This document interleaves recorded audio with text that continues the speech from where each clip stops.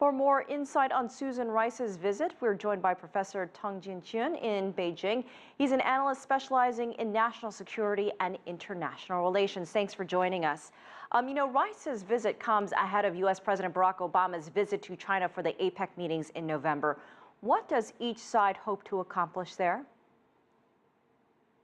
Of course, I think Susan Rice visit this time just to finalize the agenda for the summit, this November. I'm sure the two sides both anticipate the fruitful and constructive achievements by the two presidents meeting. And as we have witnessed in recent 1 year, especially after the Sunnyland, summit last year, the two countries actually, have suffered some ups and downs. But I think the two countries still maintain a very stable and very cooperative relationship so far. And China this year is hosting the APEC meetings. President Barack Obama was supposed to go last year in Bali, but canceled for domestic issues at the last minute.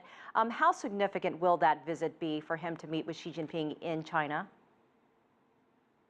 Of course, I think the two presidents enjoy the very good personal relationship, especially as we have witnessed during the meeting in Sunnyland last year. And we are lucky that the two presidents both have realized the importance for cooperation and also to enhance the mutual understandings, especially when they are facing the same common challenges. For example, nuclear issue in Korean Peninsula, in Middle East, and regional issue, for example, the anti-piracy, extremist or terrorism, in the world. So I think the two presidents will give their, all efforts to, address the importance to cooperate in the coming years, in traditional area and non-traditional areas.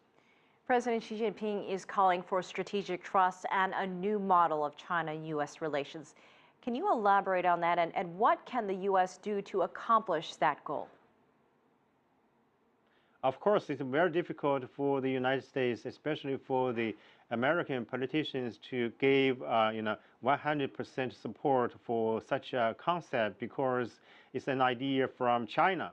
And also, the United States, to some extent, does not like the concept, because they think, the people in America think this is actually a trick by the Chinese side. And how can a superpower, to take the same seat with second, layer power in the world? So we discussed, many times in recent 1 year on this concept, and as asked by some American scholars, that this is only a bone, not without means. So what we should do, not only from the academic circle, but also for the officials in the government, I think, is to study the cooperation and the real significance for such a concept, which means to avoid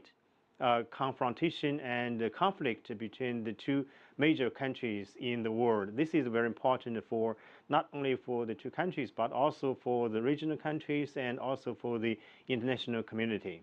All right, Professor Teng Jianqun, we appreciate your insight. Thanks for joining us from Beijing.